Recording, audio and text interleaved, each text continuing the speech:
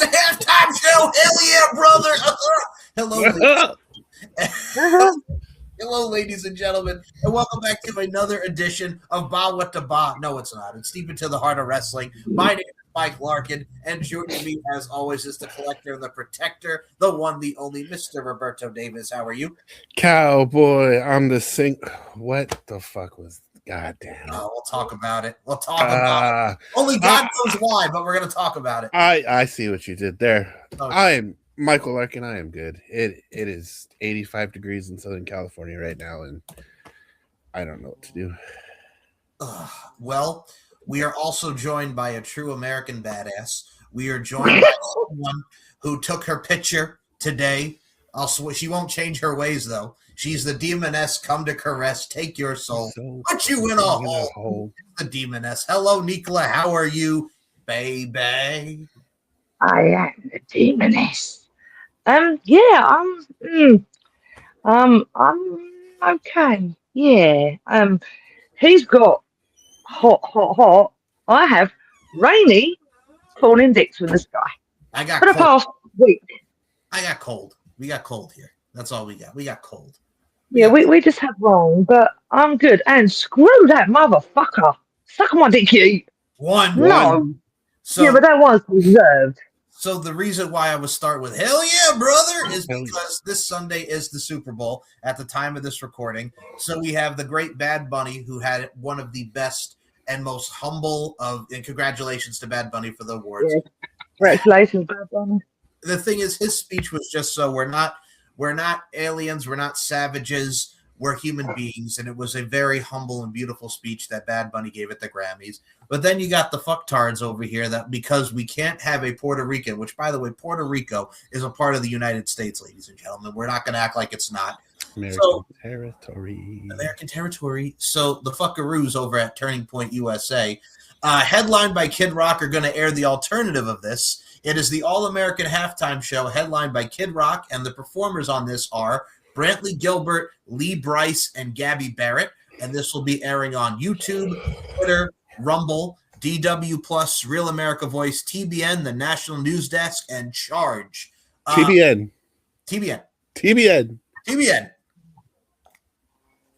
Why? I have no idea half they are.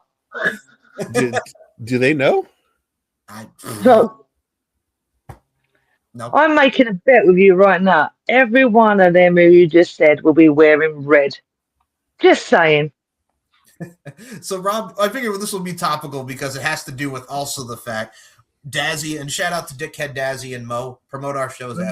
Hi, Dickhead. Hi, Dickhead. And your prime. Hi. I know what that was for. I saw that. Hi. So, yeah, the Dickhead. I'm watching you. Just saying. So, our friends over at the Max Wrestling Podcast, in all seriousness. No, I'm joking. Yes, I am. No, I know you ain't my friend. No, I'm joking. Demon likes everyone at Max. I'm messing. Except you, dipshit. Except you, Dazzy. Dipshit. No, yeah. Here, you queer, we know. Don't act like you don't know. Anyway. Suck my fat one.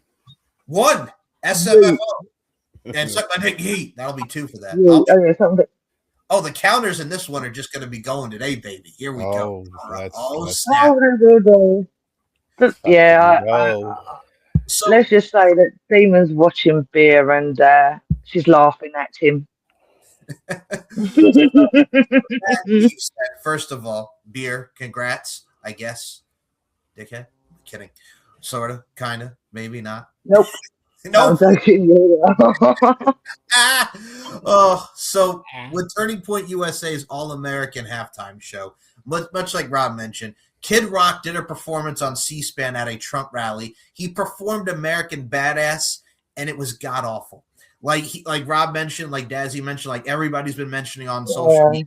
He made the Undertaker's American Badass theme uncool. You made 2000 Undertaker uncool. I never thought we would ever see the day, but that was that day. Rob, how bad was that performance?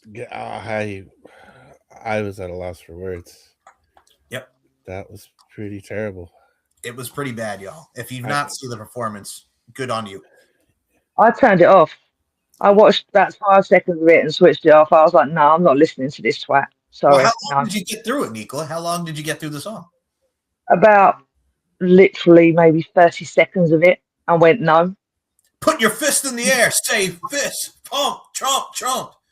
Yes. No, No. I don't like Kid Rock anyway, so yeah. No.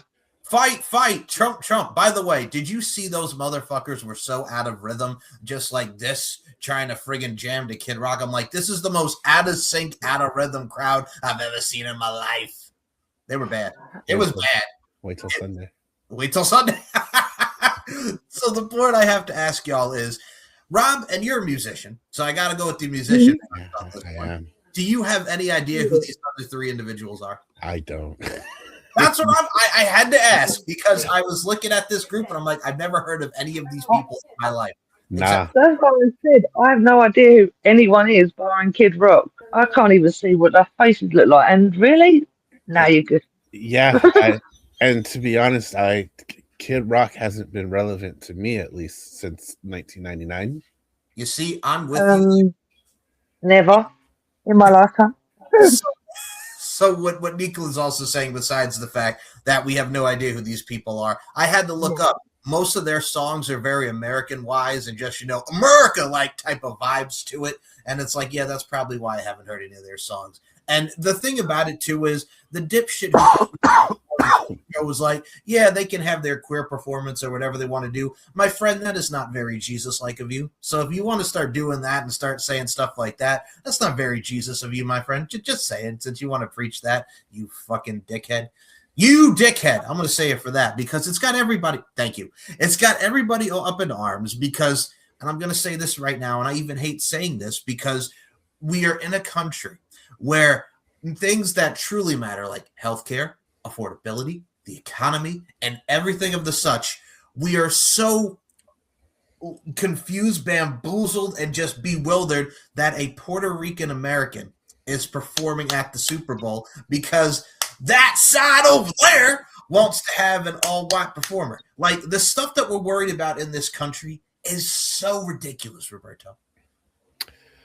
100% agree. And it's just sad that, we just forgo things like empathy and compassion and helping people. We help people. Help Syndicate over here. It's nuts. It's crazy. I don't get it, but here we are. Now, I believe Green Day is going to be with Bad Bunny, so, don't want to be an American. Don't want to have I think some of them were happy to see a white band with Bad Bunny in the show. But who's going to tell him? Who's going to tell him? Who's going to tell him? That winds me up, that. I said this on the last show as well. It doesn't matter where you're from. Freaking be nice to everyone. Doesn't matter nationality. Freaking whatever you are. Just be nice to people. And Bad Bunny's a fucking legend. And I like Bad Bunny. Rather see him than... But, yeah, there's some messed up things in the world, as we now know. Well, also, Bad Bunny has Grammys, and Kid Rock does not. So, yeah. Shock. Bad Bunny was in Happy Gilmore too, and Kid Rock was not. Wonder why. I just had to get that out of the way, because us Americans over here are going to be tuning into Bad Bunny. And if that pisses you off, well. So with that being said, do we even have a venue for this shit? Where are we going to perform? Outside of friggin' Robert F. Kennedy Jr.'s garage? What are we doing? Him and Kid Rock just took a picture at their fucking house. Make America healthy again over here with the worm in his brain. So, I mean, come on now. The worm in his brain. She's got a worm in his brain. He's a fucking crazy asshole. God almighty. Tylenol. The Tylenol, the circumcisions. Oh, God. He does so. He's never been real. I said I only know him by name. I don't even really. He's not on my radar, barring being a dipshit. Who, Robert F. Kennedy Jr.? No, fucking Kid Rock. Oh, Kid Rock. I'm sorry. I was about to say you want to see R.F. Kennedy Jr. and No, I'm not good at no. I may be an arsehole sometimes, but I'm also a good arsehole. That doesn't sound good. Did you also see, and I had to crack up, this was the only time I cracked up, that somebody on the MAGA side happened. So Rob Schneider, who's been an absolute twat waffle. Yes, I'm going to go the twat waffle route. You use one of mine. Twat waffle. I'm impressed. Well done, you.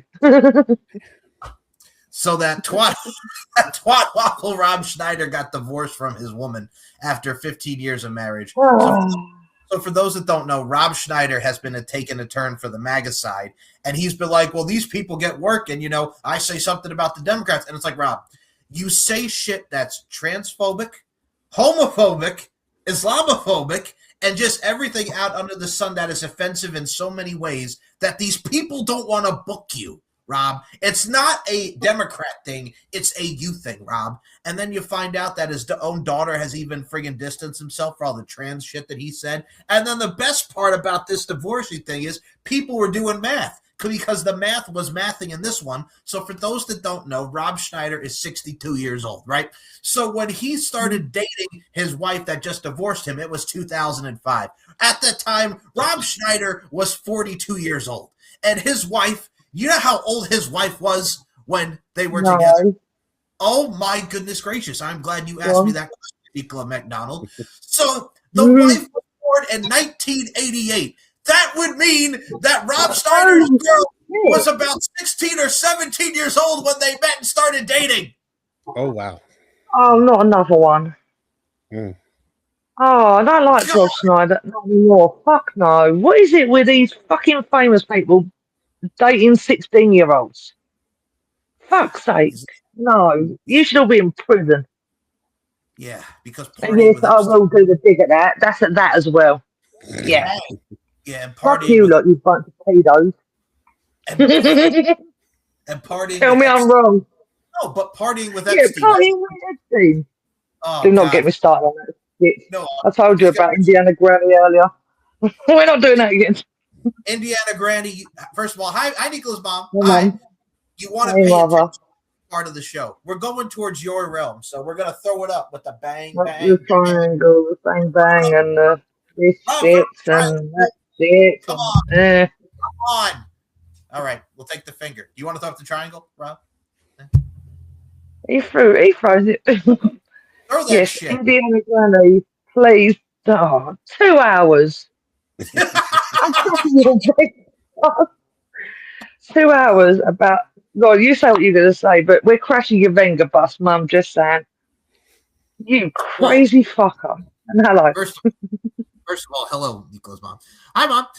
There are a lot of crazy Indiana Granny. There are a lot of crazy people like yourself out there that really search into this shit. But you were the craziest of the crazies, and I say that in a good way, but also at the same time too. The Venga bus is coming, and we're coming for you. And I'm crashing it. Yes, Indiana Granny. We coming for you, ninja.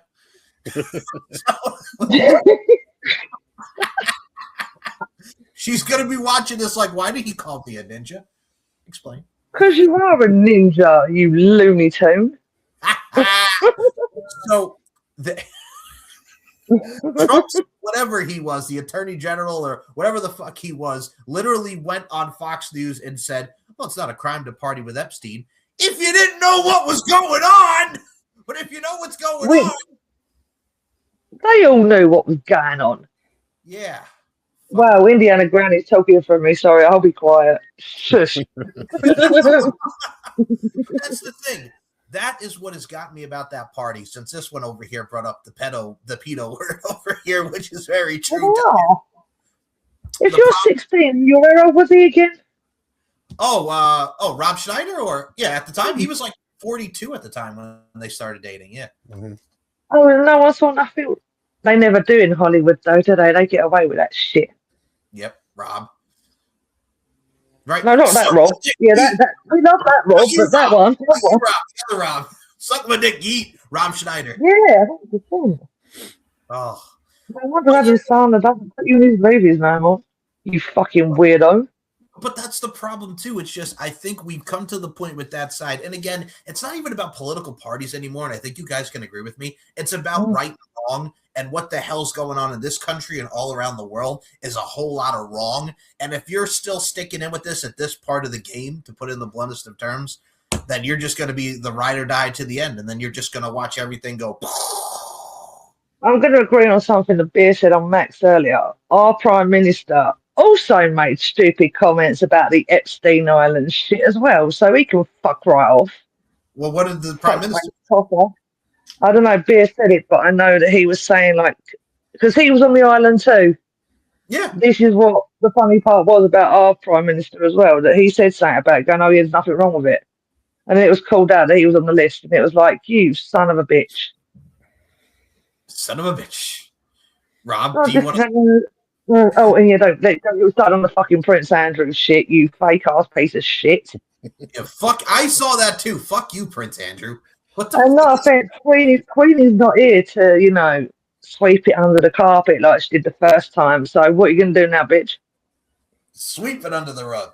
That's what she did. I know. That's what she did. And then all of a sudden it was like, oh, he can't be bad. Yeah, he fucking can. Especially what I saw earlier in that photo. I was like,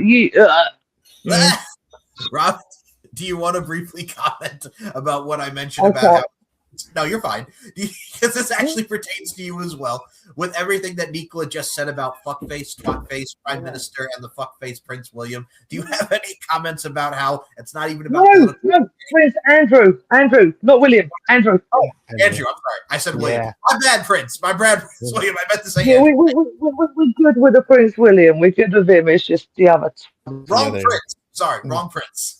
Now, not that Prince. Rest his soul. That's a good Prince. We like that Prince. That was he is a good Prince too. So, Rob, about right and wrong and how it's gone beyond political parties in this world. It's definitely gone beyond political parties, and the fact that we have to spend the first 30 minutes of the show actually talking about this is pretty fucking wild. But sorry, really gonna need a lot of, and it's fine. It needs to be addressed. I think. The more that we talk about it, the more change will happen, because the second we stop talking about it and it tries to get swept under the rug, that's when things disappear, and so do accountability and justice for all these people. But this has gone beyond political lines. It's not even about red or blue where you sit in the fucking in the room anymore. It's gone past that. The last thing a lot of people need to be in a fucking prison cell. The last thing I will say to add to Rob's point, as well as Demon over here, and Nicola's been having that demon wisdom in the 30 minutes. We got to give Nicola your demon wisdom. What's up, man? What's up? Yes. No, there's titties there. I can't do that.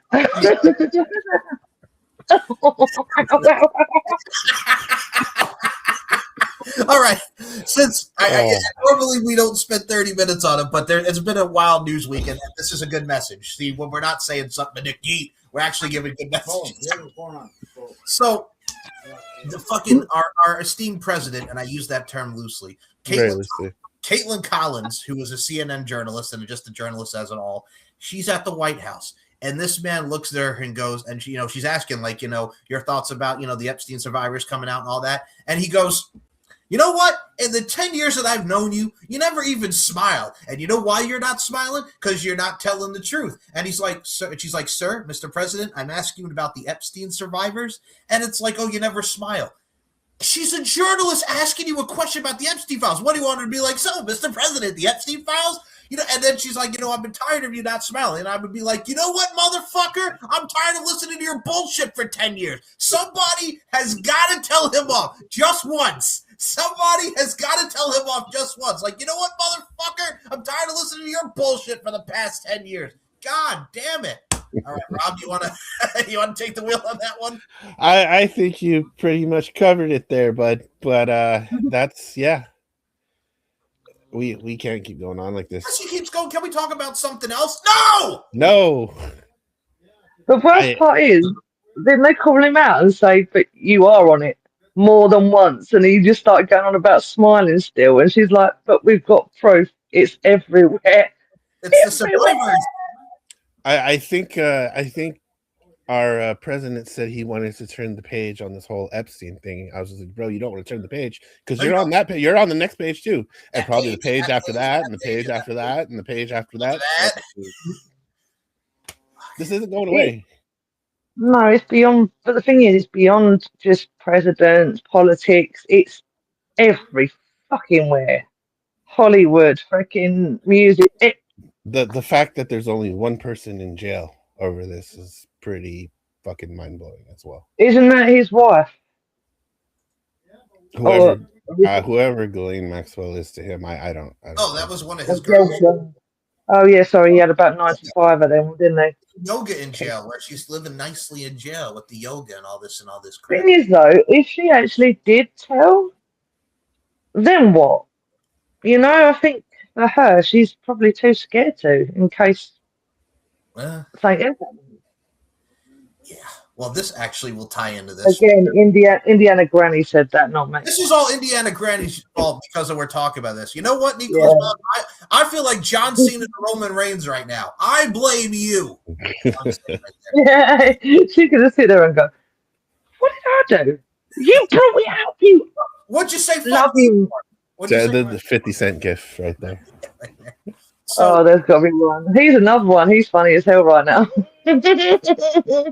So he's messing with Jay-Z, isn't he? He's going after him now. That's funny as hell. So I will play this clip because this has to do with just last thing briefly, political/wrestling, and then we'll get into what we watched, which is Rosemary and Jade from Genesis 2017. So we'll get to our normal wrestling topic, but a lot's gone on, folks. So this caught my attention. So the Bella twins, who are now back together, WWE. The Bella twins were on the Impulsive podcast, and this was them talking about the Grammys and the Bad Bunny speech. And this is Brie Bella checking not Logan Paul, but his co-host Mike, who was also a dipshit. Not this Mike, but that Mike. So thank you, as I do you too. So here is Brie Bella clocking Logan Paul and his co-host Mike. A lot of great speeches on the Grammys. Yeah. I loved it. Bad Bunny, loved it. Got a little political. What do you like? I don't think so. No? Just people speaking from the heart? Speaking from the heart. Yep. And ended it with something powerful with love, unity. Love that. Yep. So there's a lot of great. So she literally was like, bro, no, it was not too political. It was from the heart. We know what you're trying to do here, and we ain't going to let you do it. Sorry, Mike. That Mike. Not just Mike, but that Mike. Rob, you want to comment on them trying to, because we know where they stand. We know whose podcast that Donald Trump was on. So your thoughts on what Brie Bella did by clocking him so quickly in that 17-second clip? Yeah. Sometimes you just have to not say much. And Brie didn't have to say much. Literally shut him down in about 8 seconds. Yep. Sometimes that's all you need. Nick, what do you think about Brie Bella? And also the fact that these girls are, Hispanic. Garcia, hello. Yeah. Hi. Your thoughts on that? Shutting them I think I love the fact that sometimes saying nothing at all is a bigger noise. Yep. So the fact she did say so little, and the fact that he tried so hard to make, I was just like, she's shut him down. Yep. And he's too stupid to realise that, they're just like him. Like their last name is Garcia. Hello. Hello. Hello. This would be a bit. Then again, Logan Paul's dumb, and so is he. So, I did not watch these podcasts at all. And if a reel comes up a bit, I just go, nope, pass, remove. Logan Paul made a mistake in the Royal Rumble. So one of the memorable spots at the Royal Rumble, Powerhouse Hobbs, a.k.a. Royce Keys, had made his debut in the Royal Rumble. Shout out. So Logan Paul decides to go to Powerhouse Hobbs and go, who the hell are you? And literally hits him so hard in his stomach that Powerhouse Hobbs just grabs him, World's Strongest Slam. Oof. And he meant every single bit. That was brilliant. I was laughing my ass off when he did that. I was like, obviously, the name and everything. I was like, oh my God, let's go Hobbs. I was like, yeah, fuck him. So Hobbs, he's always been in my good books. Anyone that smashes the shit out of Logan Paul. Mm-hmm. I also love him in AEW. So yeah. Yes. Yep. What do you think, Rob? 100% agree. I want him to do it again. Do it again, please. And again. And again, Yeah. well, I never thought I'd ever see Damian Priest chokeslam an iguana in the Royal Rumble. Mr. Iguana making a surprise That was appearance. brilliant. That was brilliant. But poor LaParca. LaParca didn't even get a pop. I love LaParca. LaParca didn't get nothing. That crowd sucks. I think everybody was born in like 2004. Yeah, that is true. That's true. So nobody knew who LaParca was. Not at all. Is it bad? I still don't. Well, It's I'm joking. did you like the surprise of Brie mode and everybody popped to the Women's No. No. It was supposed to be Nikki. My head was still, Nikki's going to come out. And then when she came out, I just sat there and went, fuck this shit, I'm out. No No. thanks. Don't mind me. I was like, sitting there and I thought, I just went, no, why is she back? It's bad enough Nikki's back. Why the fuck have we got both of you back? Well, because as we saw on Raw, the Bella Twins have said we're coming for the women's tag team championships. So if WrestleMania is going to be Rio against the Bella Twins, I'm good. I'm good. No, Yeah, because you know that Rhea and Io are going to absolutely flatten them. don't do it, please. There's been an update on Rhea. She took a pretty. Yeah, I heard she had her back, didn't she? Oh man! So for those This isn't another one where I feel really bad and sad, and it turns out she's fine. that was horrible. That It was hard you heard her hit the whatever the hell she hit. The hardest part of the ring, yeah. She hit that shit hard. Yep. Didn't have to carry her out as well because she couldn't actually walk after. Yeah, I did see that. I don't think she was selling that. I think she was. That hurt. I heard it. She went splat. Yeah. There was a lot of things that made me go, holy shit. Femi did well though. He knocked everyone back out again. So it's like, well, you know what? So who do we think the best man? You know what's probably going to be Seth Rollins again because we're setting up. No. Oh, who you going? I don't think it is. I know I said I thought it was Jake or Logan, but that don't make sense. I actually think it's Eli. Or LA Knight, sorry. Yeah. Because of when they did a close up of the face, you could see the beard and bright blue eyes.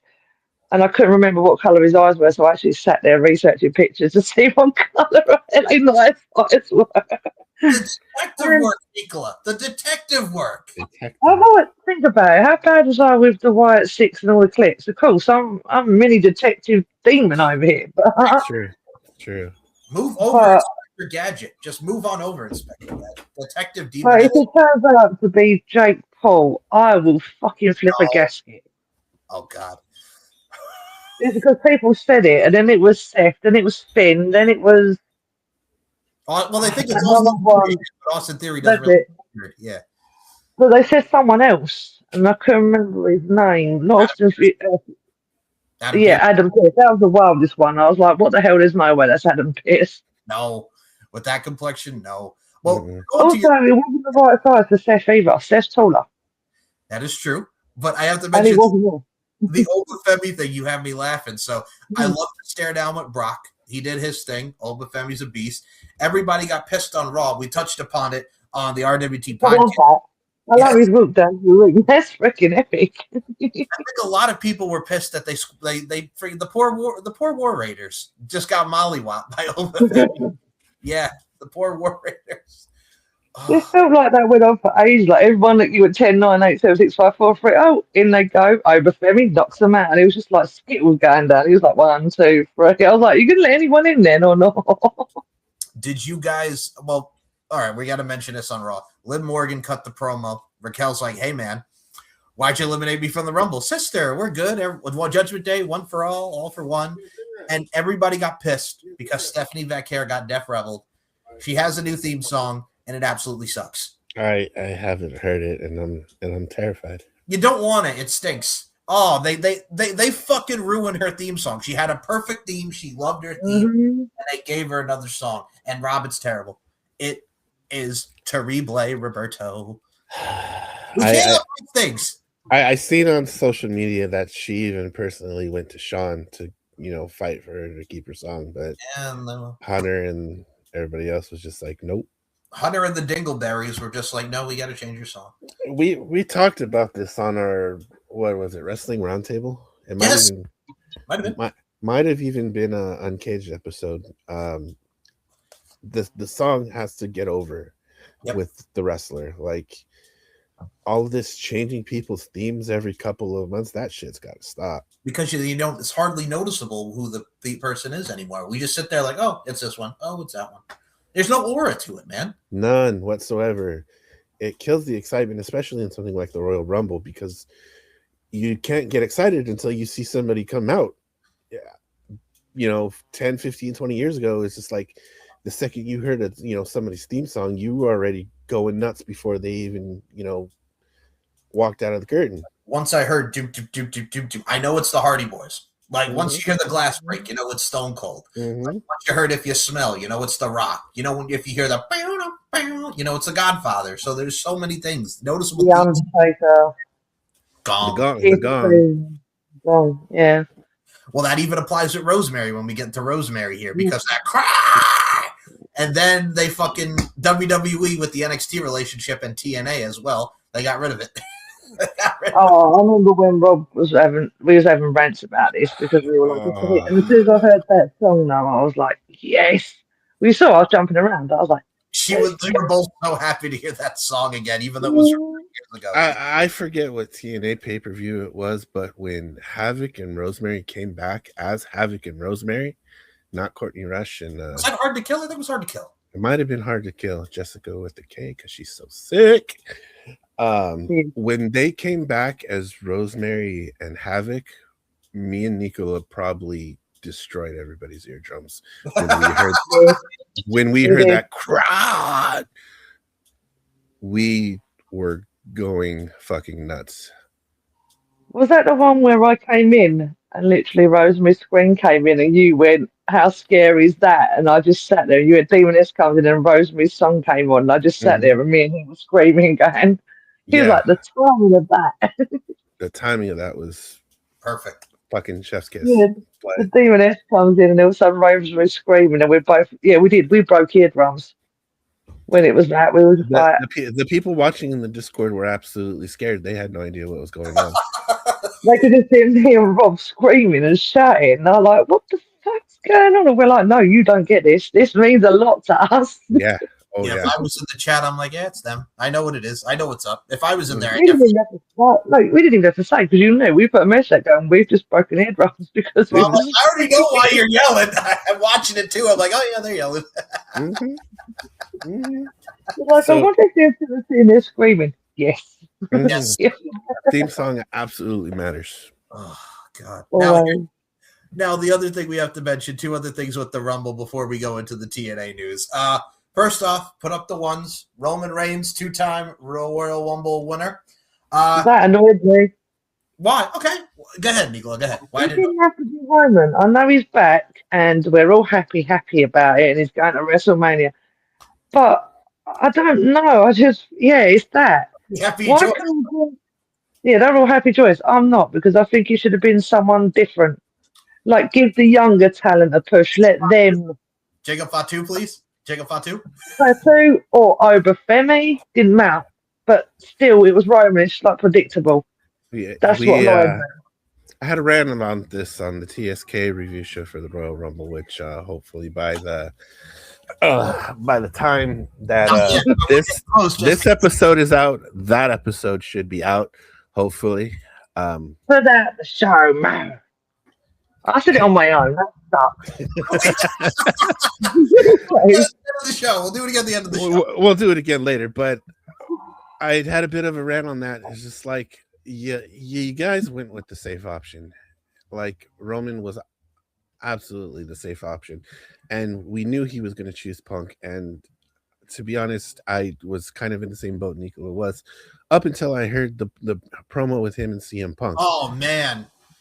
I haven't heard that yet. Oh no, I did. I watched this one. The fact that this is the same Roman Reigns that got stumbled on his words with John Cena is fucking wild. He looked Punk dead in his face and said, "I hate you. I hate you. I choose because I hate you. I choose you because I hate you."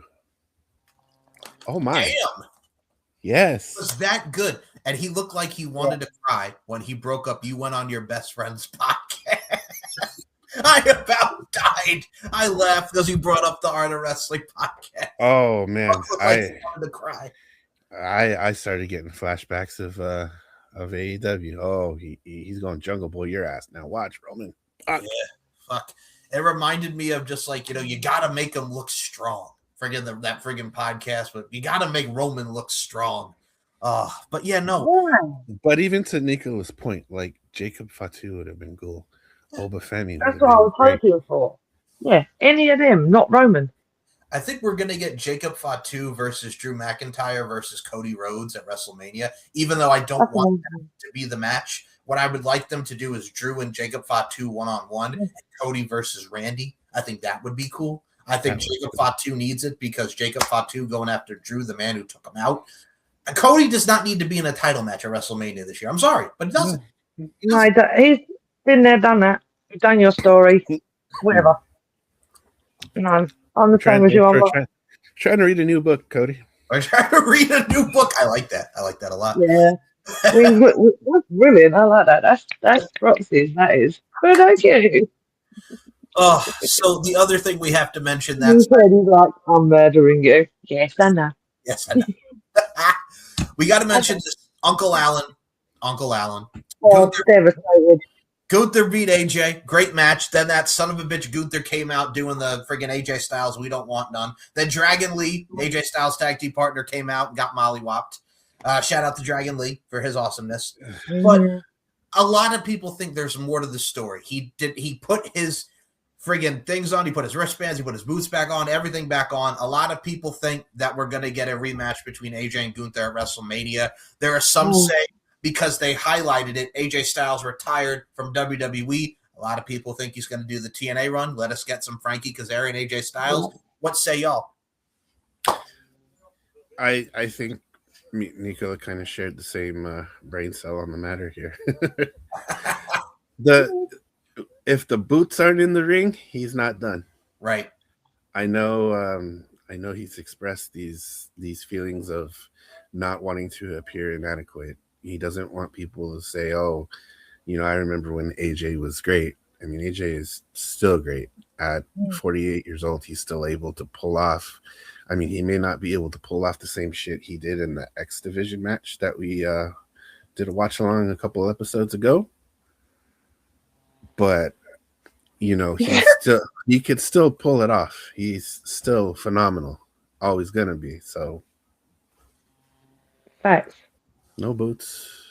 No retire.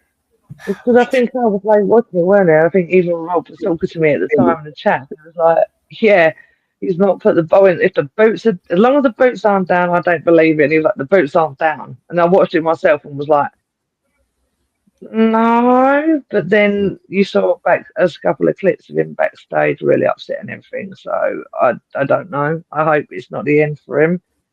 No, but also, Gunther, you're an arsehole for doing what you did on Monday. I said on our show, and I said it with Paul and Dan, I said it would be something if they have him beat AJ and then he wins the Rumble. I was close because they did the thing where he was runner-up again. So, I mean, hey, Gunther's got to win it maybe next year. But, yeah, I think a lot of the story progression is there. And we'll get into more stories because I got to mention AEW briefly and then TNA because there was breaking news. Damn you, TNA. But we also did not see Chris Jericho in the Royal Rumble because everybody was going Jericho. Oh, God. Suck my dick from the back. No, Chris. No, Chris. Oh, my God. That still was admin stitches. You didn't know far. He's going to do it now because I said it. We will edit out. No, we won't. The censor. Hold on. I think I need to stretch. That right here. How is this comfortable? How is this comfortable? It's not. There's nothing enjoyable about that. Like what? Who? First of all, number one, that is the gayest insult anybody can ever tell. Hey man, why don't you suck my dick from the back? What? And then you said, you know what it reminds me of? All right, Steve and I talk about this all the time. How you doing, Goon? But here's the thing. Yo, bro, there was a fucking video from like, oh my God, almost 20 years ago. Goddamn Mark McGrath. Ray. This man's fighting with a fan, and you can tell he's drunk. He goes, "Yeah, you want to call me Sugar Gay? Sugar Gay, I'll tear your ass up." What in your mind as an insult would go, "Sugar Gay, I'll tear your ass up"? That makes it even worse, Mark. I just want to fly the fuck out of here is what I want to do. What the hell is wrong? Oh shit. I mean, you say I'm normally the bad one, but today it's all on Mike. Love it. Oh wow. Well, we've teased that for years. Sugar Gay, I'll tear your ass up. No! He made it Man. worse. He made it worse. Someday. When my life has passed me by every morning. Oh, Don't say a word. shit. My ribs physically hurt. But Sugar Oh, Ray, that was brilliant. answer the phone. I know that you're home. I want to get you alone and do it again. Do it again when it's over. Classics. And this is why I don't answer the phone. Oh, all right. So we go from Love you, mate. So from AEW, one thing we got to mention: everybody on the IWC was pissed. So Brody King, Who ain't know? true. Brody King, MJF was the main event and the eliminator match. Fuck Ice Chance broke out in Las Vegas, which, well done, Las Vegas. Keep it up. 702, represent where my girl's at. Hello. The bad part about it was everybody bitched and complained because MJF got squashed in under 3 minutes. It's supposed to show the dominance of Brody King. Maybe MJF's in trouble going into Grand Slam Australia. You know Brody King's not going to win the title, but it really doesn't hurt Max all that well. I know a lot of people were pissed about it. I understand their reasoning, but it really is not that big of a deal as everybody's making it out to be. Rob, what were your thoughts on the squizage? I was fine with it. It doesn't hurt MJF in the slightest. This definitely makes Brody look very more intimidating, especially with the fuck Ice Chance, because we know where Brody stands on this with his liberal Nazi self, according to MJF. So awesome. According to MJF. We were talking about this in the TSK chat that, because this went over so well and with everything going on, TK may have to pull the trigger on old big bad Brody King because he's got some momentum right now. I was saying to you before Nicola came on the air that Nicola, I'm going to flip the script and head on over to you, but I don't have to bend down or stretch while I'm talking about this subject. So when it comes to what you stated there, I think, like you mentioned, the safe option with Roman, I think since Adam Page is now going to face Andrade, I think Adam Page is going to beat Andrade, and we're going to get MJF and Adam Page again to renew that rivalry. Speaking of Andrade, a hell of a gimmick here, man. He goes. He got an OnlyFans model to friggin' be at the. Oh, after the divorce, he's taking pictures with baddies in the stands. Like, even though the OnlyFans model wrote on their Instagram like "this is so fake," that doesn't help the cause at all. It doesn't. No, what the hell's wrong with that girl, man? Just friggin'. First of all, hot ass OnlyFans model. I'm not gonna lie, she was a cutie beauty, that one. But damn it, like, you gotta sell this, man. Like, you don't go in your Instagram story and this is so fake. You ruin it for everybody, like we don't already know. But still, you're ruining it for everybody, man. Like, come on. You're not getting an invite back. I'm not getting invited back. I won't pay you. So, Nicola, your thoughts on Brody King and MJF and everything going into that, man? Like Rob said, like you said, it really doesn't hurt MJF, so I didn't see it as a big problem. I'm not gonna lie, I haven't seen it yet because obviously, as we all know, in my head, I've not been very attentioning on things recently, but I'm getting back to normal human, and no, I'm not human. I'm gonna say humanity. Then I'm not human. Doesn't count. Doesn't count. Doesn't count. But I will watch it. I will watch it probably tomorrow because I've got a thing about catching up a couple of days after now. Now my head's back in a saner zone than it was. Yeah. Well, speaking of something with your head getting into some things, our heads were thinking to ourselves, man, Eric Young, y'all better not. So they did reveal the Feast of briefcases. Eddie Edwards gets the TNA World title shot.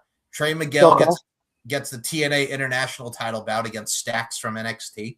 We also got Eric Young got the X Division Championship match, so he is not fired. But the person who got fired was Steve Macklin. So a lot of people are suspecting, where's he going to go? Is this just going to continue with him and Eric Young? Because there were some words exchanged afterwards. Some people think maybe AEW because his boo, Deonna Purrazzo, was there. Some may say NXT, and I could say if he goes to NXT, he will not be a forgotten son like he once was, because he's evolved definitely since then. Mm-hmm. But Rob, what say you on this first? What do you think about Steve Macklin getting fired? Gotta be honest, I was a little shocked.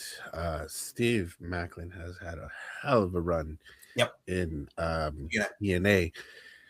And I'm happy for him because he totally put that whole forgotten sons things kind of out of sight, out of mind. Like, fuck you, Jackson Riker. Gunner, right here, buddy.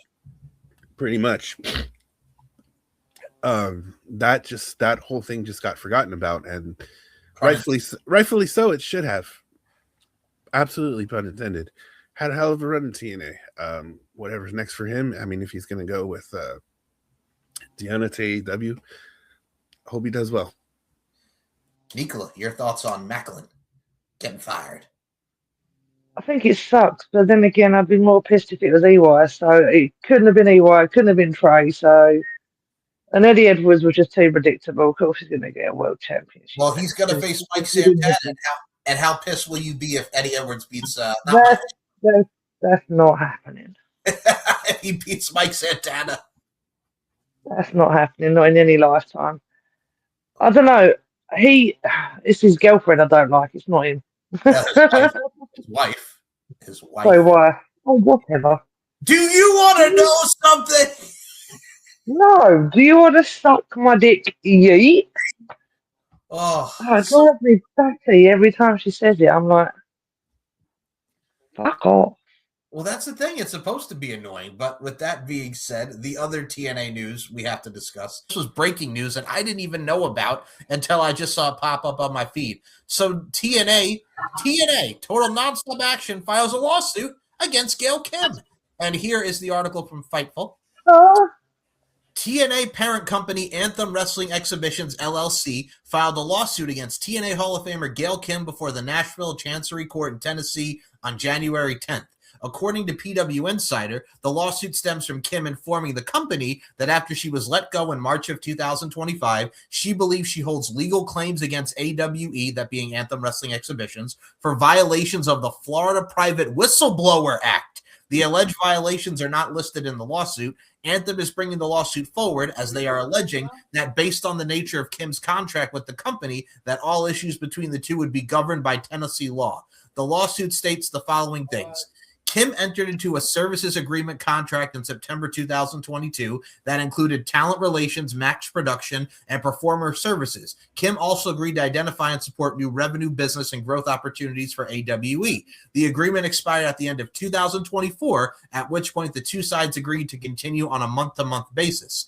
The booking agreement for Kim was non-exclusive in that she had the right to provide wrestling and other entertainment services to other customers based on certain limitations, including an agreement not to provide wrestling services to any competitors.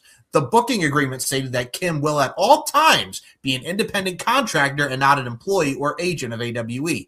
Therefore, Kim will not participate in any benefit plans or programs that AWE provides or may provide to its employees, including, but not limited to, pension, profit sharing, medical, dental, workers' compensation, occupational injury, life insurance, and vacation or sick benefits. Kim worked primarily in talent relations and production, but did wrestle on one occasion, worked from her home, was not provided an office space, and did not work for the company full-time, as she continued to engage in other independent projects, including the Amazing Race Canada and the Traders Canada reality series. They also stated she received a 1099 for all payments and would receive another for her work that ended in 2025. Kim's working relationship with the company ended after a strategic decision to restructure, which led to Kim and two other independent contractors not having their contracts renewed, as well as the termination of 5 employees. It also noted, in connection with AEWE's restructuring, the former president of the sports group for AEW Sports and Entertainment, Anthony Ciccione, Ciccione stepped down from his role in May 2025. They are also stating that since Kim was an independent contractor, she does not have any legally cognizable claims against them based on Florida law. Anthem is asking the court to declare that Kim was indeed an independent contractor, which would negate any of their claims that she has threatened to bring under the Florida Private Whistleblower Act, the Florida Civil Rights Act, and Title VII of the Civil Rights Act of 1964, and that their company has a real legally protectable interest at stake, namely its rights under the services agreement and the booking agreement, which negotiated and for which paid Kim. TNA is seeking an award of reasonable attorney fees and court costs. Court records do not indicate whether Kim has been served with the lawsuit, nor are their court dates listed. Oh my goodness! This sounds convoluted as hell, baby. Wow.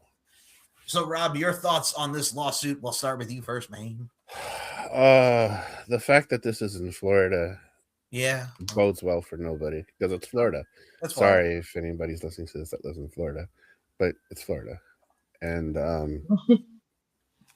damn, this is sounds very messy, and would explain why Gail hasn't taken a job elsewhere. So, your thoughts on this, Nicola, because this is a lot to take in. The lawsuit and everything, the booking agreement, Anthem Wrestling Exhibitions, Anthem, TNA, going after Gail Kim. Your thoughts, man?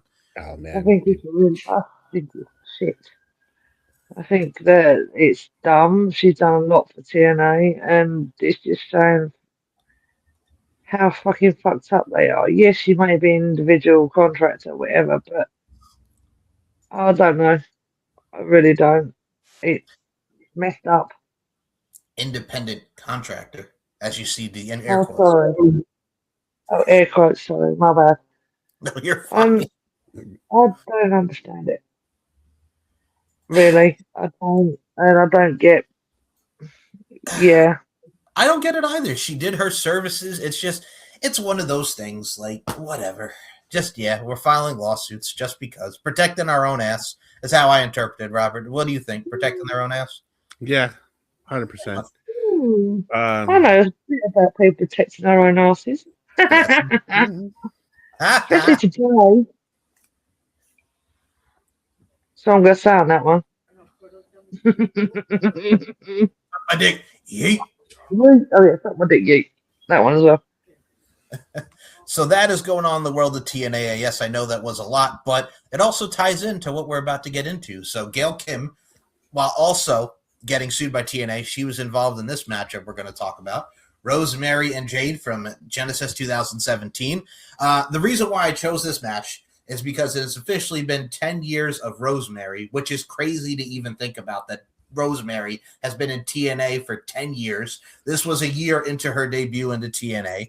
She debuts with the Decay. They become the tag team champions. And around this particular time period, Rosemary started wrestling more. She got involved with the leader Decay. She got involved with the Hardys. And she's wrestling people like the Ava Stories of the world, the Amber Novas. She's starting to make things into her own. She's got the F5, which she calls the Red Wedding. And then there was also that period of time briefly when she went after Bram, our boy Bram, and started kissing. Go ahead, Nicola. I know it was a brief thing. We'll talk about Bram. Go ahead, Nicola. Say it. Say it. Don't spray it.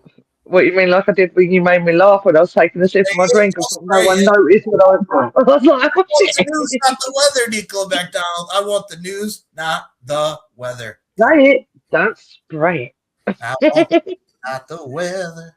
Bram. I love Bram. I've always loved Bram. And to me, it threw me because obviously he was someone when he was messing with the Hardys, like this crazy hard man. And in Magnus, he said, all of a sudden there's Rosemary, a demon, by the way, I want to add. Yep. And she's like, and he's like, oh yeah. And then he got messed up by Decay because at that scene, then they're kissing, and then Crazy Steve and the Abyss are like, what? And then when they appear at the back, when they're kissing at the top of that shed, they just grab him and drag him off. I was like, she fooled you. That's what demons are good at. We're good at fooling people. What was so cool about it, too, is the fact that they gave her life story of, like, how Rosemary came to be, which was so cool. Now, Rob, it was awesome. So your thoughts on Rosemary going into the TNA tag titles with Decay and then the run with Bram before we get into really her starting to wrestle?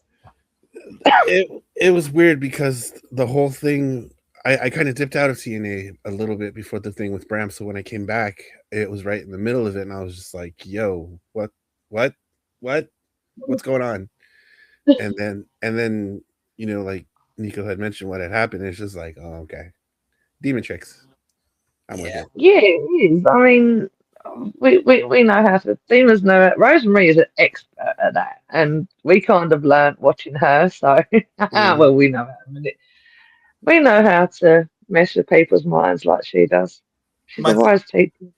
My thing too is what I love about it too is like when she debuted, it was one of those things for me watching her at Shimmer as the Courtney Rush character, which we also saw in TNA, like seeing this woman just with this, and we saw her get darker and like, Smash Wrestling and everything, the feud with Cherry Bomb. Cherry Bomb. Yes. Ali. Shout out to Dean. Do you know what I still love? The first time I ever saw Rosemary, so I didn't know before TNA who she was, and then obviously I did my little, Inspector Gadget, as you called me, and did research. But I was terrified, which is saying something, because normally stuff like that does not scare. But when I first saw her, she managed to emerge into my head, and I was like, every time I saw her, I was like, this woman is terrifying, but she's fucking awesome, and obviously that's what drew me to it. And I was like, every time she came out, it got either spookier and spookier, and then to what she evolved into, and wow. And then when I saw her in Shimmer, where she's turned as in Courtney Rush, and then she's covered in blood, and she's in the dark, and she's in a bathroom, and she's turned around the riser black. Yes, Queen was my answer to that. And then I invented a demoness based along her, so to start with. So yeah. Wow, how that one image managed to make me go, yeah, I agree. I can get into this. And I did. Yep. And now look. Well, that's the beautiful thing of Rosemary. It gave us this woman over here with the Demoness style vibes. I agree with you just because I remember watching it. Yeah. Okay. Yeah, right. The black hearts over here. Yeah. I'm grouping you together. So yeah, we did. Yeah.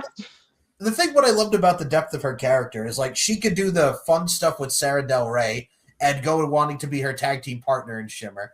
And then you see her with the Danger Zone, her and Casey Spinelli at Smash Wrestling, which was awesome. And then you see her come into TNA, and I'm watching Beer Money cut this promo.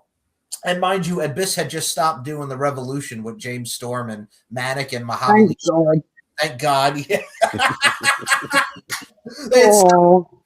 Yeah. They had just stopped doing that. And Crazy Steve was away from the menagerie. And I'm just I'm watching the three of them come out, and I'm watching Rosemary do this promo. First of all, this is the coolest thing ever. And then they just make the entrance. That drew me because it's a new team. We've seen Money go against everybody. So it's a new team for them to face. I think, and we've mentioned this many times before, if you go back to our first ever edition of this fine podcast, we talked about Decay. But I'll say this again. I think let's talk about Nikola's favorite feud at the time. We got to talk about Decay and the bromans. I mean, come on. Robbie E. and Jesse Godders and DJ Z. Going for DJ Z. I forgot about him. Jeez. Where's he now? He was annoying as hell though. Whenever he did that, I was like, "Oh my god, that is every DJ ever." Yeah, Nicola, he's in WWE. Joaquin Wild, LWO. Yeah, he's an LWO. Yeah, that's Joaquin. Wow, okay, I didn't even know that. He looks so different. He's Joaquin Wild. Joaquin Wild, LWO. I apologize, DJ Z. I'm so sorry. My bad. I used to hate that. You know what? Wherever you go anywhere, you hear that noise. Even here, I'm like, please let me punch you in the face. I hate that noise so much. I'm like, oh. Just put some respect on DJ Z's name, goddammit. I'm kidding. Yeah, sorry, DJ Z. I didn't know that was you. I apologize. Like I said, this brain doesn't work half the time. It does, but. We can always go back to talking about Bo Dallas and NXT, and then. Sometimes you just gotta believe. Sometimes you gotta believe. Yeah, imagine he says that now as Uncle Howdy, we'd all be like, or me personally, I already do. You not got to tell me nothing. I know. All you gotta tell me is believe, man. Believed in you since the beginning, Unc. Oh, Yeah, we always did. And then I'm waiting for the day he says, let me in. I really want to hear Uncle Howdy say it and then just stand there going, there he is. I agree with you. But I think what really made Rosemary around this time, Yeah. and we joke about the fans, and since Ava, by the way, shout out to Ava for leaving WWE. And what you saw what she wrote, y'all know what I'm talking about. Just fuck ice in this administration. She got out of there. Good on you, Ava. We wish you nothing but the well going forward. Good on you. But also the fact that Robbie E is now the interim general manager. Robert Stone is the interim general manager of NXT. Why? Okay, no, yeah, fair enough. And I mean, we also got a new NXT champion, Joe Hendry. So yeah. Oops, my bad. I was well slow on that. My other hand wouldn't come up because I was sitting on it. I was like, It's almost 3 a.m. It's almost 3 a.m. It's okay. we do not call it 3 a.m. Demon hour. There we go. Okay. It's almost demon time. But I think you guys can Oh, concur. zombie face.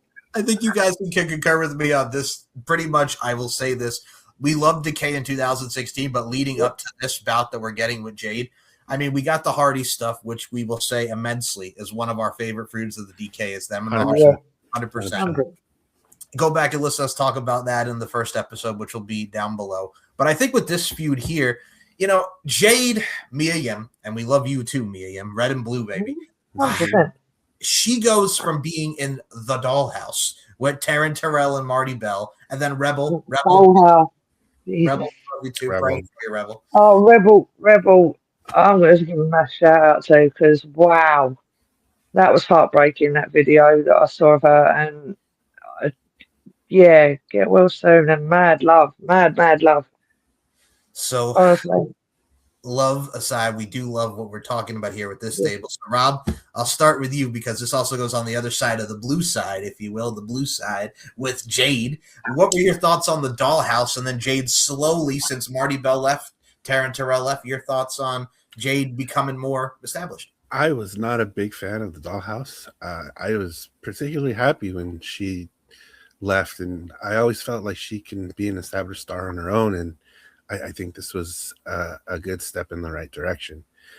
The social media banter between her and Rosemary, you know, calling each other red and blue, that was intriguing. That, I think, pulled a lot of people in. I think that was like an early inclination of how wrestlers can use social media to kind of build these matches, and I think they did a fantastic job with that. Rob, you're using big words over here. Inclination. I like your style. I was You've been using a lot of big words recently on our shows. I was feeling smart there for a minute. Rob, are you talking about your perspicacity is what you're saying? Your perspicacity? There you go. My tenacity and my perspicacity. Onomatopoeia, bitches. Anyway, I digress. So we'll go over to Nicola. Nicola, we got to talk about the Dollhouse up in here. Your thoughts of Jade and the Dollhouse and her just really going away from it. I, like Rob, was nowhere near a fan of the Dollhouse, but then again, that's nothing unexpected because of who I am.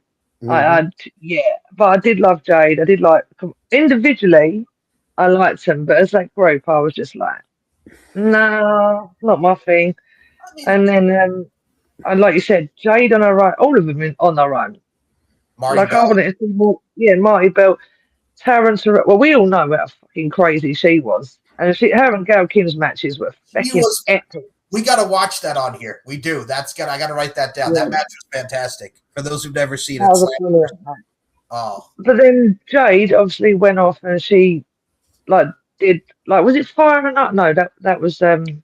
That wasn't Tyre and Rosemary. That weren't Jade and Rosemary. But yeah, the whole red and blue thing I loved. I loved the interaction they did on social media.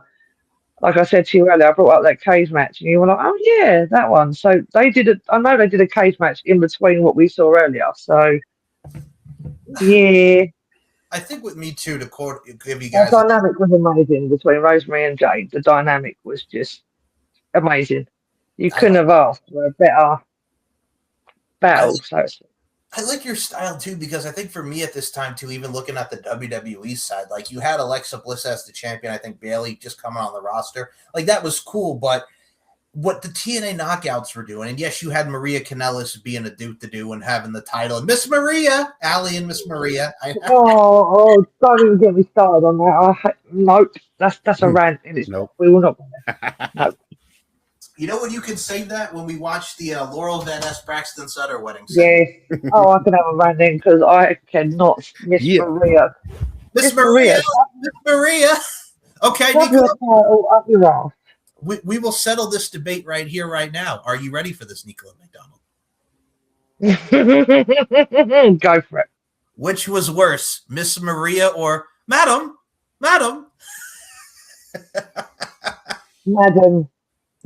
always. Still with Rockstar Spud, yeah, no. Because I can't say nothing bad about Ali. I love Ali. She's Demon Bunny. But I thought it was yeah.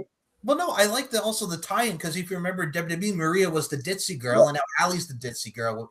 I like that tie-in, but also at the same time, too, the knockouts at the time were really doing their thing, and you saw a lot of people coming over, even Brandy Rhodes and Cody, Brandy. That was the worst part about it, and I'll boo that, too, because this was around the time when they were slowly going to go towards Rosemary and Brandy Rhodes in a feud, and I'm like, no. Don't do it. No, they respected, didn't they? Didn't she, Rosemary and Decay, or Rosemary kidnapped her? Yes. And kind of sent her back, and that was the end of it. And it was like, yeah, Nicola just bringing back the facts in 2017. Yeah, Nicola. Jesus. And I slept, which says, oh God, hang on, I need to not sleep for about a month again, and then the wisdom will come out. Well, Nicola, that's why I say you are a fine part of the show, as are the two of you. But now with your demon wisdom, Nicola, come on now, Nicola. I'm not doing that until it hurt last time. Come on, one time. Titties. What, so I could go out? Ow! Like, you two don't have teeth. I do. That not really. That is going to be one of my favorite sound bites now of this fine program in the last What, me going, ow? No, you two have titties. I don't. That is like my new favorite sound by now. You two have titties. I have titties. You two don't. Yeah, man. Oh, I love these two, just saying. That's why I love doing these shows, because I'm fucking insane. Oh, you're welcome. And I just hurt my fucking chest.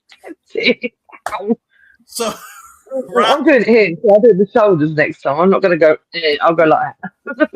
So back to the dollhouse, and not the treehouse. We'll go to the treehouse later. So the dollhouse, we had Jade, Marty Bell, Taryn Terrell, which was to get her over as like this heel, this crazy rebel, and Awesome Kong, which we know why that. First of all, that made no damn sense. Number one, when Awesome Kong was out.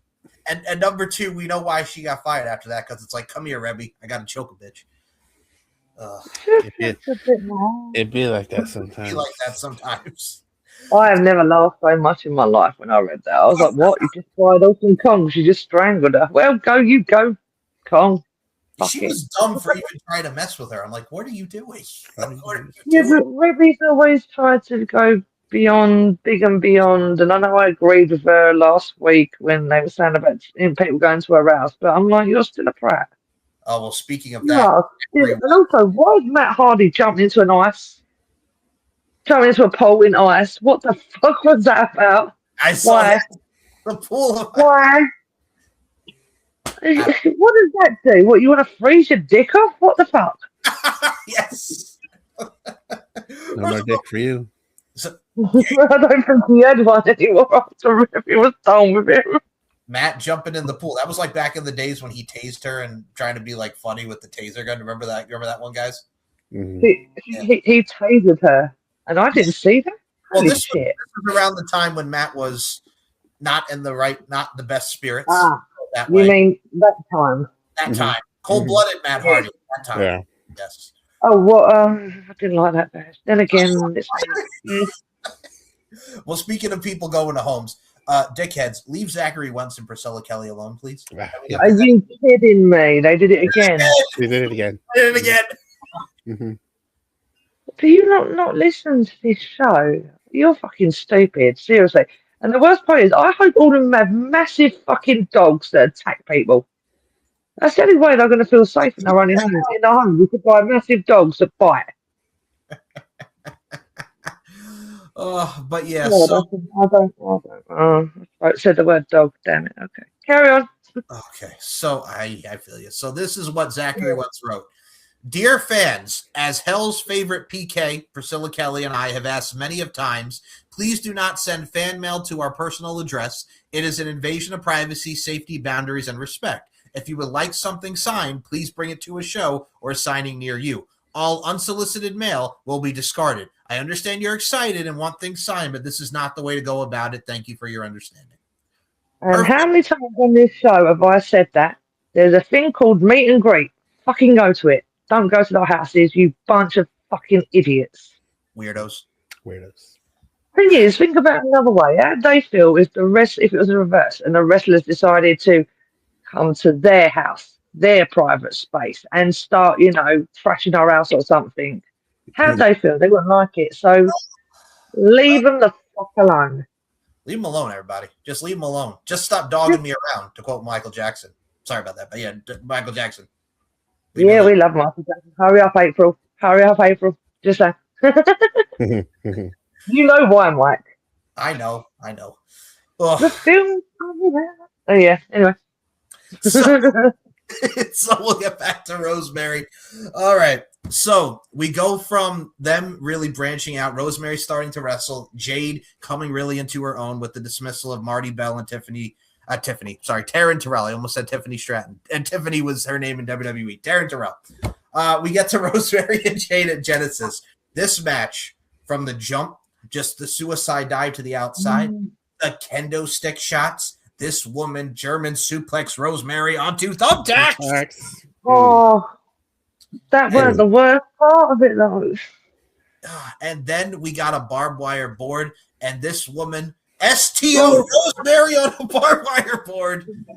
And then Rosemary went for the miss, and Jay got to shield it with the trash can lid and then drop kicked her right in her face. These two use chairs, Singapore cane shots, just everything but the kitchen sink. And I think for the time that they got to really do on TV, and besides the fact that Madison Rayne was on commentary, and I knew that, and the fact that these two reactions I got out of both of these two was hilarious, because this is when Madison Rayne came back and started freaking doing commentary with her husband. Nicola, you want to comment on about the farts? Oh my God, every time she was talking, all you kept hearing, I could hear Rob and Mike laughing, because all you kept hearing me say was, why are you even talking? Shut up. No one gives a fuck what you're talking about. And then at one point, he started, I was like, oh, look, them two are talking. Let's not pay attention to them and they can fuck off. Her scream still sounds like a fucking fart. So for that, those that don't know it, Madison Ray can fuck her off. Suck my dick. Yeah. So at the time, the commentary team was Josh Matthews, who Nicola. That was one of my favorite moments on this show when Rob and I told Nicola that Josh Matthews got fired from TNA. I was so excited. And Nicola was so ecstatic that Josh Matthews got fired. Josh fucking hated him. Oh, come on. You don't want to say come on. He was the higher back. He was the spiritual guide. Come on. What, you mean the fact that he took that title off Matt Sydal as if he'd won it? Here you go, Josh. Here's the global championship. Here you go, Josh. He's calling himself the GOAT. The GOAT of what? Madison Rayne? Fuck off. Here you go, Josh. Here's the title, Josh. Fuck that. Matt Sydal should have beaten him to shit. Oh, it's 2018 TNA, everybody. So this match, like we mentioned, it featured everything but the kitchen sink, the trash can lids right into each other's faces, the barbed wire board, the German suplex onto the tacks, and it comes to an end where they're using tables on one another, and Rosemary superplexes Jade through the table for the 1, 2, 3. For what the time that they got, and for the few that it was and the buildup, I thought it delivered. They made the most of it, and they killed it. And it progressed the story because Gail Kim, who was coming back from injury at the time after she had to vacate the Knockouts Championship, beating Marie and whatnot, she comes in, checks on Jade because they had become close, and she wanted her to take out Rosemary. Rosemary comes back in and hits the red mist to Gail Kim, and that was the end of Gail Kim for the night. That But was my favourite thing. Rosemary always did. I mean, she isn't the only one. They all use Mist, but her, it was always like an epic thing for me. I was like, "You're fucked." The minute she missed you, it's nighty night, and it happened every time, and it just made me smile. Like you saw then, I was like, "Ha ha, who are you joking?" But at the same 99, time, bro. 99. So no, overall, for all of us, and I will say this, for the short match that it was, it told a great story. And then it would lead to that epic cage match, which we'll watch in a future episode. But when you think of female Monsters Ball matches, the one that everybody goes back she's the to. queen. She is the queen of Monster Ball in TNA. Don't care. Tell me if anyone tries to tell me otherwise, I will. Well, fight you. there's a point. Kick him in the cooter. This is a Yeah, point where you kick me in the dick and motion your foot. You just got to motion your foot and kick me in the dick, or we kick everybody in the cooter. There was a cooter shot, by the way, as Yeah, Rosemary I saw that with the big. cooter shot. There was some cooter action there. Not to be confused with Chris Statlander and the tax in the cooter. Ow. That holy crap! No, No. Hell no. poor No. Statlander. I was like, when you told me that happened, I was like, "Are you for real?" I was like, I could not imagine more pain than anywhere but there. Well, I can, but no. So going back to the Queen of the Monsters Ball. She was the queen of the ball. She was trained by Abyss, so clearly Well, when she you was think going to do. you think of Monsters Ball and TNA, when they think besides Rosemary, they also think of Taylor Wilde and Daphne from back in the day, which Yeah. was, God rest her soul, Daphne. Definitely. That Yeah. match was epic. That originally to try and compare Rosemary and Daphne to each other, and it was like no. And I actually think I wrote a tweet at one point saying Rosemary is her own individual person, Daphne was her own. Why are you comparing them both? Completely different people. It's completely Exactly. different. Yeah. 100%. Because Daphne came in as the obsessed fan of David Flair, and Rosemary was just his demon. Like Daphne was like crazy, like scary Sherry Martel. This one, it's a goth version of Sherry Martel. This is completely different than Daphne. And I love Daphne, Yeah. but it's completely different characters. Rosemary was a whole dynamic entity on her own, so that was a big difference as well. Don't compare him. Yeah. Don't do it. Do not compare wrestlers. This is where it gets Don't do shit. it. And here's the thing: Rosemary, Crazy Steve, and Abyss are completely different from Daphne, David Flair, and Crowbar, which is Yes, completely different. 100%. David Flair. Three And Crowbar. demons. Three demons. And then you got them three who don't mess with RDK. That's just silly. I just had flashbacks to WCW 2000 when David Flair was getting married to Stacy Keibler, aka Miss Hancock, and then Ric Flair. Vince Russo wanted Ric Flair to be the father of the baby. Oh God, 2000 WCW. Here's what we're gonna do, bro. Here's what we're gonna do, bro. Rick is gonna object to be the father of the baby. Nicola just sat there and went, I'm not watching this shit. Turn it off. Well, Bye.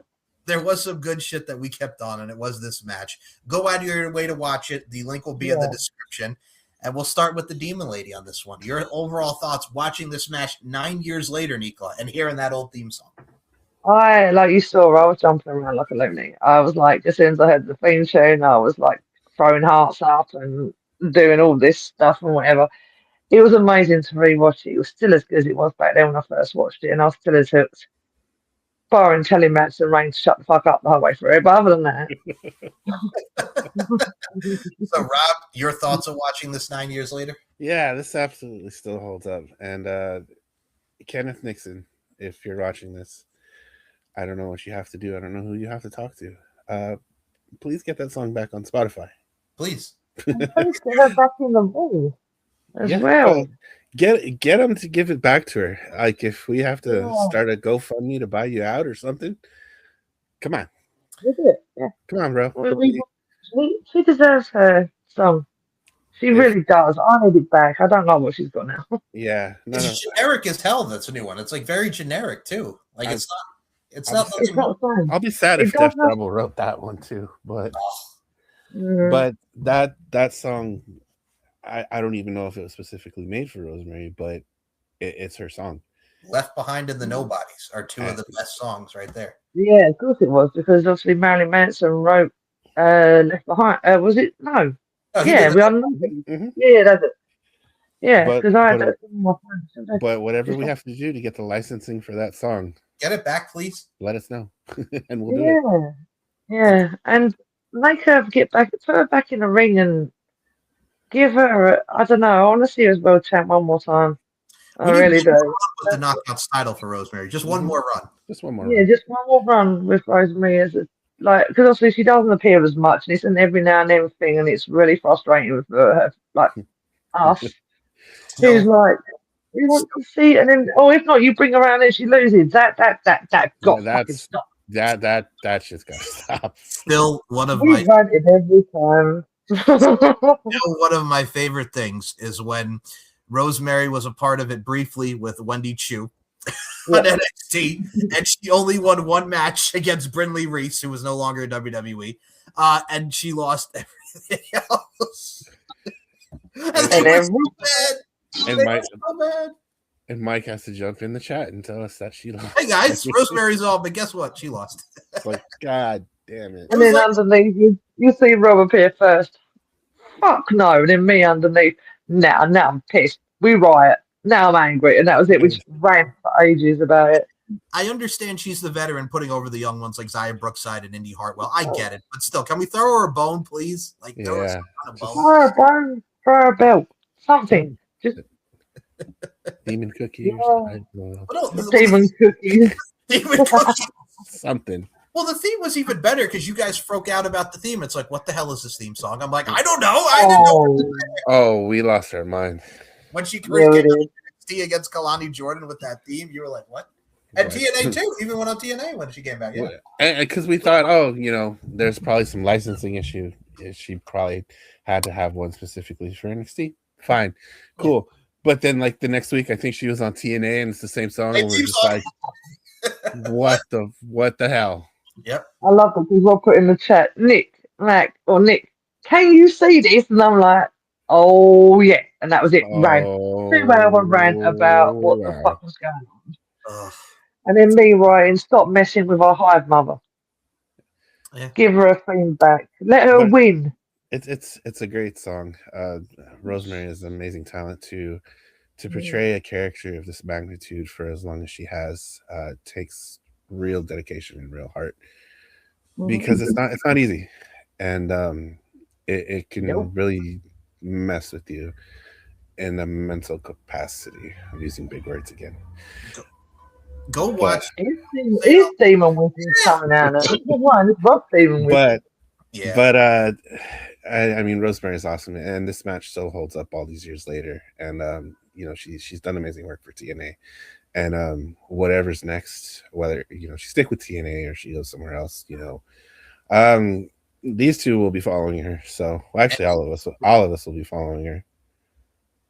100%, always. Do you know what's annoyed me? I could not find my freaking Rosemary t-shirt. Yeah, I was about to say. I've still got them, obviously, but I just couldn't find them today. I don't know why. I've lost a lot of them. Before I say go laugh, I've lost my Fiend one, my Derby one, Rosemary one. I've lost half of my wrestling t-shirts, but I know they're all over there. I think you need to ask Lilith what the fuck. You gotta ask them what the fuck, man. Yeah, I think Lilith has been playing little games with me recently because obviously Demon Ness has been doing what she will use on that. Because she's probably nicking my t-shirts and hiding them. She's done it before. Probably.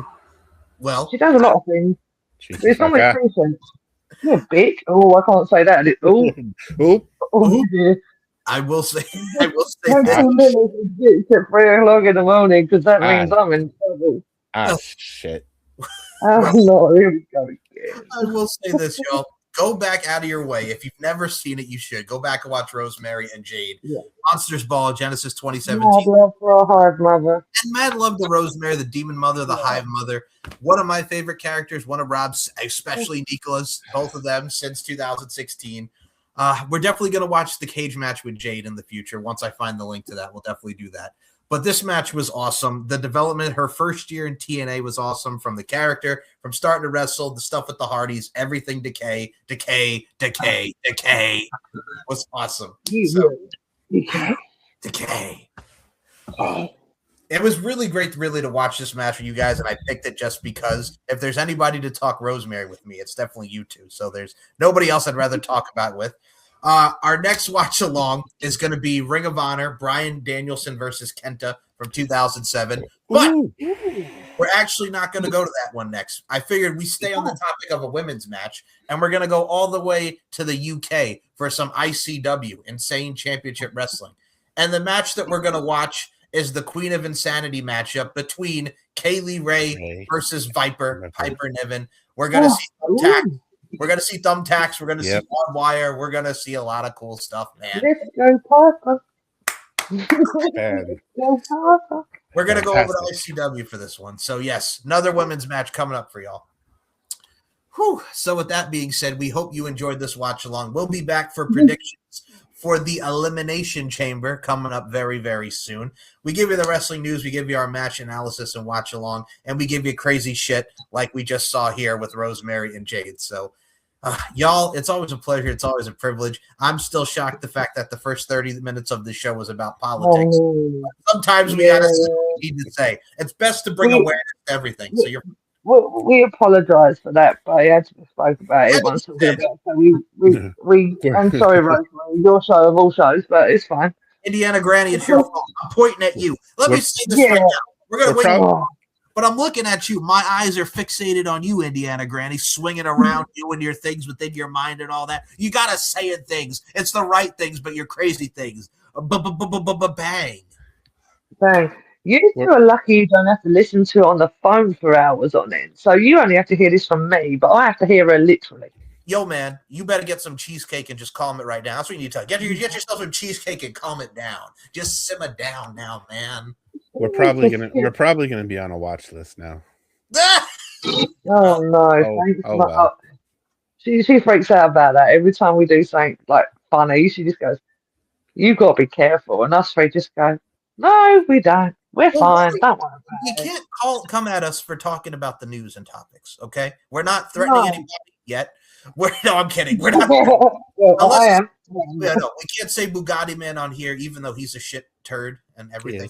Oh, my mum loves that. She still didn't know who Bugatti Man was until he said his actual name, and she went, "Holy shit, yeah, he's a right C word." And I was like, "Okay." Yeah. So actually, she called him a lot of things, but that was one of them. He definitely is. She does not like, well, just like me in that sense. But yeah, it took me a while to explain who he was. Because she didn't get it. She thought it was a TikTok song. She was like, "Oh, Bugatti Man," and I was like, "No, it's not fucking TikTok, you weirdo." When you get knocked out, C-word. When you get knocked out by an influencer in purple gloves or pink gloves, excuse me, you need to evaluate yourself. That's all I'm saying. She also loves our rants on Logan Paul and Jake Paul. She thinks they're hilarious, and that just makes her laugh. Like, again, like we mentioned last time, I know it's different companies, but when you fired Trey Miguel from a Facebook post from friggin' 7 years ago. That was my favorite rant I did last time when I was like, how does it make sense? It doesn't make sense, but I get it, but it still doesn't make sense because Logan Paul filming dead bodies is way worse than a friggin' social media post. I'm sorry. Truth is truth, motherfuckers. Yeah, truth is truth. I'm not doing that again. Rob, Nicola, one more time, Nick. Come on. There you go. All right. There you go.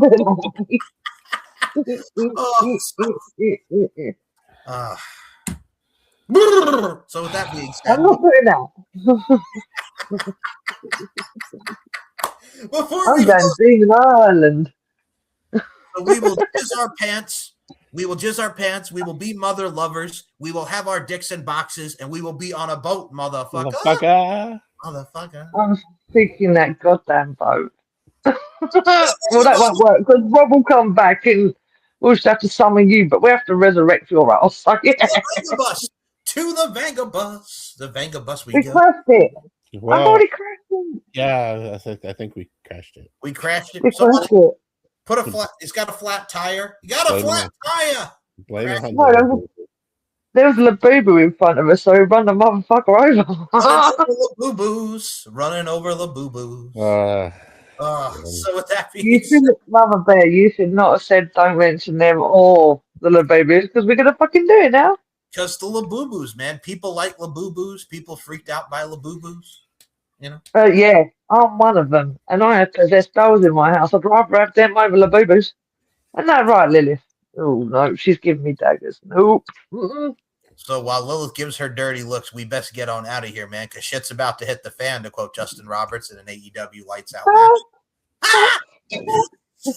She's gonna freaking hurt me. No, I'm joking. I'm We alright. hope you enjoyed this deep into the heart of wrestling thing. The insanity will continue shortly and thoroughly. Shortly and thoroughly. There you go. Perspicacity. We're using school words, baby. So with that being said, Robert Davis, where can we follow you on the socials? Promote our socials. A lot of shit's going on. And suck my dick from the back.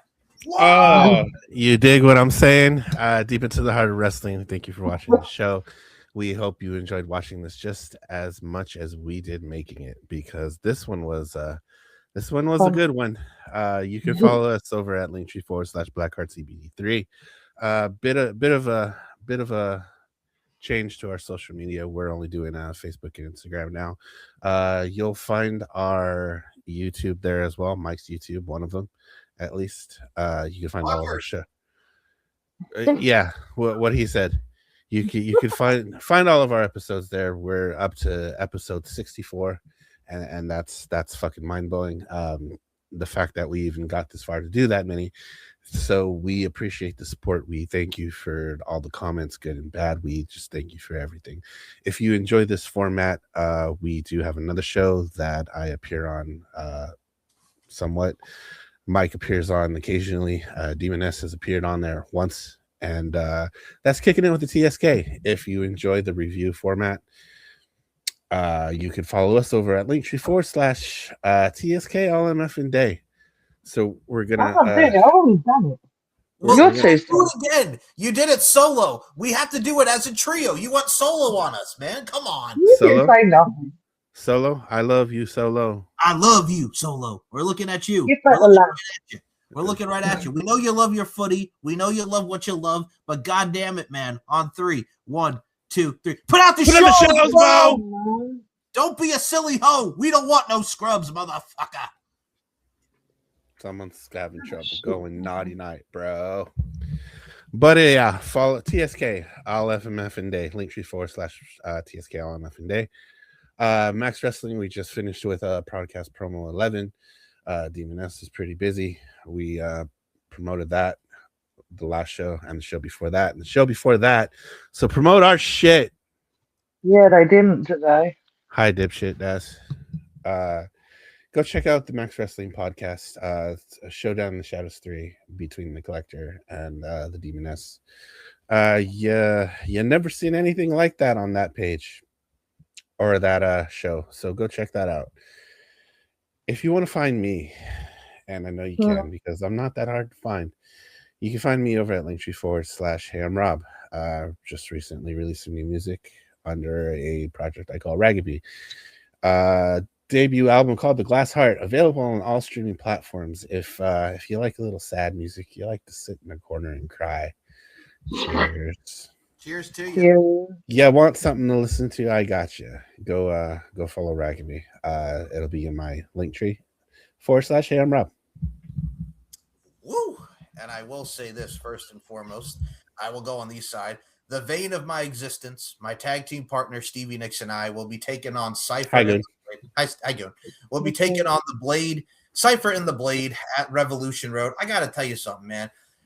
Man, that boy Blade Rodriguez has been calling me Rumpelstiltskin, and I got to tell you something, man. When you look like Macaulay Culkin on Prozac, is there really one to talk? Like, come on, what are we doing here, Blade? What are we doing? You don't want to. What are we doing here? What are we doing here? And then you got Cypher over here looking like a cross between Rupert Studdard and Biz Marquis. So I'm like, what are we doing here, man? You say he's just a friend. So we'll go into all of this and more when it comes into the Revolution Road side of things. And Corey, I love you. Blade, you I guess. So no. So I'm only kidding. Well, I'm kidding. She's not. She's gonna do her things, sort of, kind of. Just take him out. Take him out. She's gonna kill you. Nico's gonna kill you, like all Joe. of you. All of you. I promise. So check out Revolution Road. We're going to have a fun time and a fun bout. Steve's going to wear his hockey mask. He's going to goon. He's going to spoon. Anime, get out of here. So with that being said, Nico, I'm sorry, that's never not going to get old, man. Because when you break down anime porn, and as someone who's interviewed people in the adult entertainment industry, I don't even break down stuff like this, man. I'm just saying, man, when you got a thorough breakdown, I feel like I'm on a walkthrough of a video game right here. Please don't put that into the universe, an anime porn video game, because some sick son of a bitch will do it. You fuckers, you gooners. I'm saying it. Nicola, promote the social media. Well, obviously now it's all been released. Yeah, go over to Max Wrestling, but currently, obviously, the Demoness is well, go watch what me and or the Demoness and the Collector got up to in Into the Shadows Part 3. That was epic. And also it was a load of fun for us to do. Yeah, I'm currently well, I lost the title, or the Demoness lost the title to Beer. But we won't go into that because that'll just spark the demon off again, and she's already around. So, but yeah. Other than that, Demoness has disappeared, and she's hanging out with the Collector right now, trying to work out what we're going to do next. But yeah.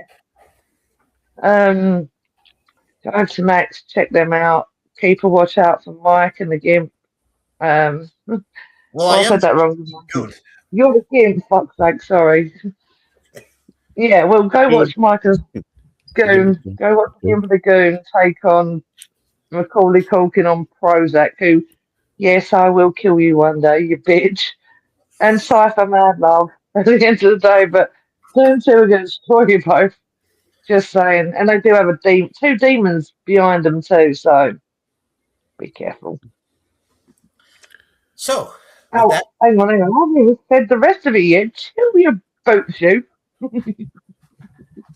I'll buy it now.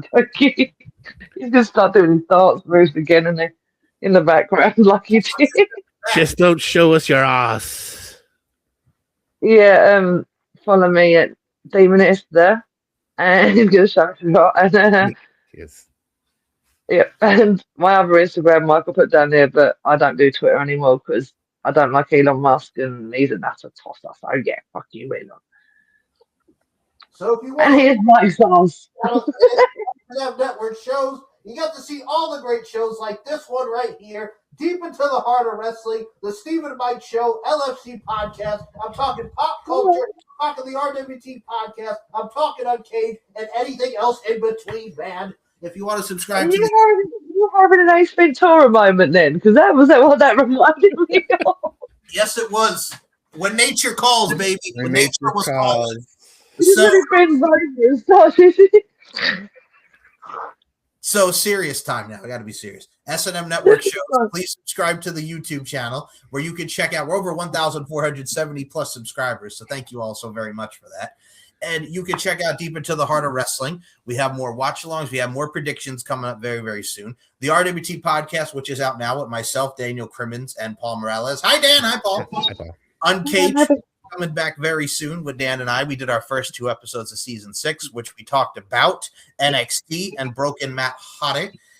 You can check out the Steve and Mike Show. Steve and I are going to be recording this weekend as the time of this recording, and so a lot of stuff's going to be going down there. You also get the LFC podcast. You got a lot of great stuff coming on my end, on the mic with Mike and so forth. If you want to check me out on Twitter, which still, fuck you, Elon, at SM Show 1 or MCL92, Larkin_92, MLarkinMB on the Instagram front, SteveandMikeShow.com, LFCfights.com is where we be, Bay Hey B. So that being said, we hope you enjoyed this spontaneous combustion that is Deep into the Heart of Wrestling from Rosemary and Jade, from Wrestling News, from